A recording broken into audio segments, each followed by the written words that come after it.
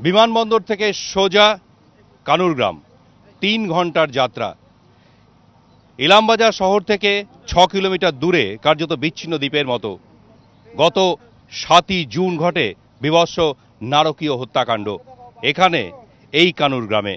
এই মুহূর্তে বিজেপির প্রতিনিধি দল কথা বলছেন যেই শেখ রহিমের পরিবারের সঙ্গে এবং তারা কথা বলে বেরিয়ে যাচ্ছেন এই মুহূর্তে।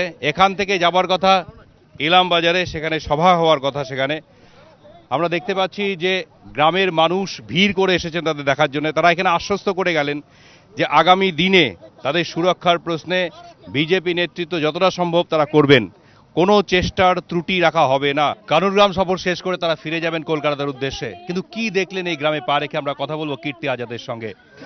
আপনি खुद देखे हैं, परिस्थिति क्या लगा आपको? बहुत मार्मिक है और स्थानीय लोगों का डर बहुत है।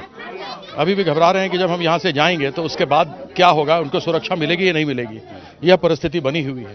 और मैं तो दीदी की बहुत इज्जत करता हूँ, मैं आशा करता हूँ कि इनकी सुरक्षा पूरी मिलेगी।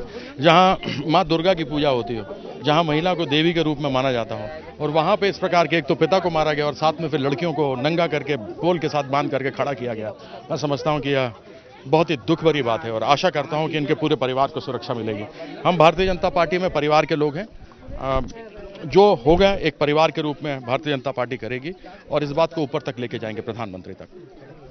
केंद्र स्वराष्ट्र मंत्री के साथ साथ होम मिनिस्टर के साथ साथ प्राइम मिनिस्टर को भी आप रिपोर्ट देंगे? जी, सबको रिपोर्ट देंगे।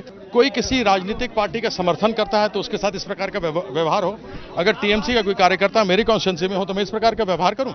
क्या यह उचित है? लोगों को सुरक्षा देना यह राज्य सरकार का कर्तव्य है। यदि नहीं करेगी तो फिर विवश होकर हमें कुछ न कुछ कठोर कदम उठाने के लिए कहना होगा केंद्र सरकार को। शुक्रिया आपको। অর্থাৎ একই পরিস্থিতি যারা দেখে গেলেন এখান থেকে এবং তাদের বক্তব্য, এখনো পর্যন্ত তারা আশা রাখছেন পরিস্থিতি নিয়ন্ত্রণের জন্য রাজ্য সরকার কঠোর কোনো ব্যবস্থা গ্রহণ করবে। কিন্তু শেষ পর্যন্ত রাজ্য সরকার তা পদক্ষেপ করতে যদি ব্যর্থ হয় সেক্ষেত্রে কেন্দ্রীয় সরকার বাধ্য হবে তার মতো করে পদক্ষেপ তুলতে। ক্যামেরায় সুবীরের সঙ্গে দীপক ঘোষ, এবিপি আনন্দ, কানুর।